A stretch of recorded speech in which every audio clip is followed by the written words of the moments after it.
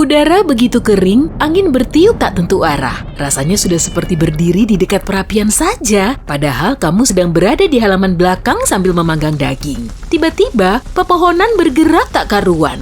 Daun pun terus berjatuhan menghujani tanah. Angin telah menghempaskan sehelai sisa cucianmu menuju antah berantah. Orang-orang di sekitarmu terlihat linglung dan ketakutan, dan kamu juga sama. Sejauh mata memandang, cakrawala di atas hutan mulai menampakkan rona merah membara, disusul dengan pusaran raksasa yang memumbung tinggi. Tanpa pikir panjang, kamu pun lari dari situ. Pastinya, kamu akan sangat beruntung kalau larimu bisa melebihi kecepatan rata-rata tornado yang setinggi 50 km per jam. Bahkan, tiupannya masih bisa ngebut sampai 110 km per jam. Bayangin aja, kamu harus menghindar dari terpaan angin puting beliung raksasa yang menghadangmu dengan berlari secepat Usain Bolt. Jalanan dibanjiri oleh orang-orang yang berusaha mencari tempat aman atau kota lain. Kamu pun bergegas masuk ke mobil dan mencoba menyalakannya. Tapi kemudian, angin kencang merobohkan rambu jalan hingga mendarat di kaca depanmu. Tornado dahsyat ini juga bisa menerbangkan mobilmu, jadi kamu harus berjalan kaki. Pilihan terbaikmu yaitu pergi ke rumah temanmu. Kebetulan, dia punya basement yang dalam, lengkap dengan persediaan makanan. Setiap kali tornado lewat, carilah tempat berlindung di bawah tanah ya. Kalau di rumahmu nggak ada basement, jangan dekat-dekat dengan jendela dan bersembunyilah di bawah benda-benda kokoh. Akhirnya, kamu berlari menuju ke rumah temanmu. Berbagai benda di sekitar sudah tersapu oleh angin dahsyat ini. Tapi saat kamu berbalik arah, warna tornado sudah berubah kemerahan. Meski pandanganmu tertutup oleh puing-puing yang berterbangan, kamu tetap saja tahu kalau tornado itu memang membara. Itulah tornado api. Kecepatan anginnya bisa mencapai 225 km per jam dan bisa menjulang setinggi 4,5 sampai 45 meter. Sedangkan diameternya bisa mencapai 150 meter. Monster ini muncul saat bertonton asap terus berputar, mengakibatkan badai petir mulai bergerak seperti tornado. Oh iya, baru inget nih, tornado api mini bahkan bisa muncul dari api unggun. Namanya pusaran api. Lain kali kalau kamu ditugaskan untuk menyiapkan api unggun, lihat sendiri aja ya. Kemungkinan akan ada pusaran api yang berputar-putar. Oke, lanjut lagi ke cerita tadi. Tornado api kian mendekat mengempaskan batu-batuan ke segala arah, kamu pun makin kesulitan untuk menentukan arah pergimu. Saking tebalnya asap dan abu yang berterbangan di sekitar wajahmu, kamu sampai harus mengibaskan tanganmu untuk menghalaunya. Tapi percuma saja, kamu terus berlari secepat mungkin sampai tiba-tiba ada truk besar yang terparkir di tengah jalan. Kamu pun harus merangkak di bawahnya agar bisa lewat.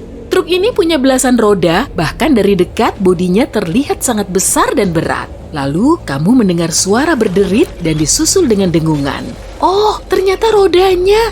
Ada apa nih? Roda truknya perlahan mulai terangkat dari tanah dan truk itu seolah seperti asisten di sebuah pertunjukan sulap. Rodanya terus naik saat tornado makin dekat. Dan kamu segera menjauh sebelum truk ini kembali menghantam tanah. Kamu harus merangkak keluar dan berlari.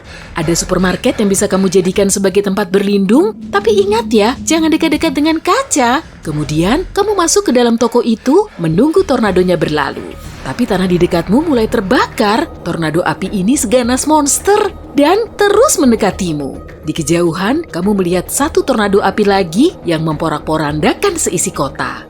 Tornado terbentuk di area terbuka, makanya banyak tornado yang kita lihat di berita juga terjadi di area yang sama. Misalnya, di dataran atau tempat yang tidak bergunung. Tapi tentunya, tornado bisa terjadi di mana saja. Kalau terjadi di pusat kota memang sangat jarang, angin ini perlu area lapang untuk membentuk pusaran. Tapi hari ini, lain dari biasanya. Tornado terbentuk dari badai petir supercell. Badai ini terjadi saat udara yang memiliki suhu berlainan saling menyatu. Nah, kalau pusaran terbentuk saat udara hangat dan udara lembab masuk dari atas, bawah, ya, intinya dari segala arah. Alhasil, terbentuklah awan spiral dan corong besar yang sering kita lihat di film-film. Para meteorolog bisa memprediksi tornado dengan memantau kadar kelembapan udara. Waktu setiap detik sangatlah berharga, jadi selalu nyalakan TV-mu saat ada badai di kotamu. Meski begitu, hal ini nggak akan berlaku untuk tornado api.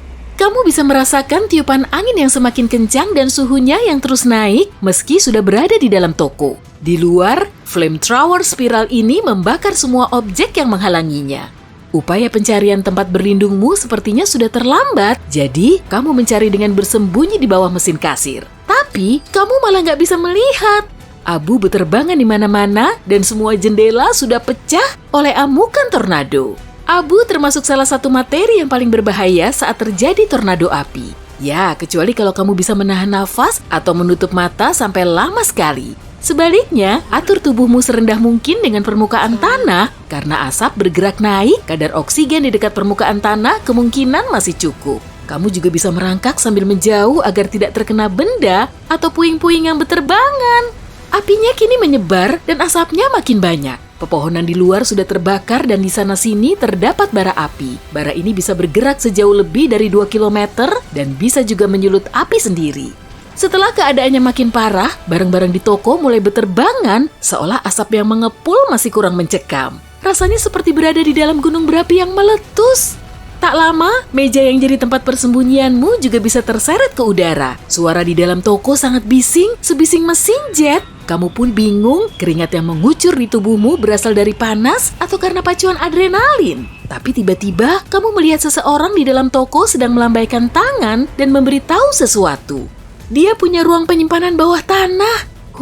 Kamu selamat. Tapi perjalanan ke sana akan jadi tantangan. Kamu melihat sekrup meja mulai kendur, mulai terlontar ke udara. Di sebelahmu ada sebotol air, lalu kamu merobek helaian kain dari bajumu. Dengan menggunakan kain basah, kamu bisa menyaring asap berbahaya untuk membantumu tetap bernapas. Jadi, kamu merangkak keluar dari bawah meja dan menuju ke ruang penyimpanan bawah tanah. Tapi lantainya diselimuti pecahan kaca. Stoples dan makanan berserakan di mana-mana. Bahkan stoplesnya mulai memanas. Kamu merangkak seperti kungkang, mencoba menghindar dari segala benda-benda runcing. Tornado api masih ada di luar dan jaraknya semakin dekat. Kamu akhirnya berhasil tiba dan pegawai toko menarikmu menuruni tangga. Suasananya gelap, tapi ada lampu bertenaga baterai yang membuatmu bisa melihat. Saat berhadapan dengan tornado api, sebaiknya tunggu saja. Sebagian besar badai api ini tidak berlangsung lama. Jadi, cobalah tenangkan pikiranmu dan basuh wajahmu di wastafel terdekat. Kamu mengelap semua abu hitam dari wajahmu dan mulai bernapas lega. Tapi setelah kamu agak rileks, tanahnya bergetar. Semua yang ada di sekitarmu mulai runtuh. Kamu dan si pegawai toko bersembunyi di balik tumpukan makanan kaleng, lalu tornado mulai menghempaskan toko dan mengangkatnya dari tanah. Satu-satunya yang tersisa hanyalah fondasi baja dan beton, serta tiang. Pintu baja yang memisahkanmu dari luar nyaris rusak, sekrupnya mulai kendur, api pun terlihat memasuki ruang penyimpanan. Semua tembok serasa mau roboh, deru angin juga semakin kencang.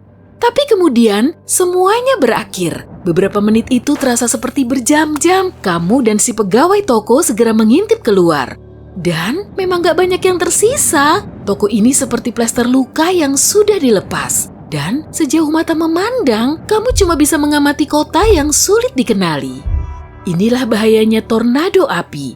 Api yang ditinggalkan bisa merusak kota, hutan, areal pertanian, dan juga menghilangkan nyawa.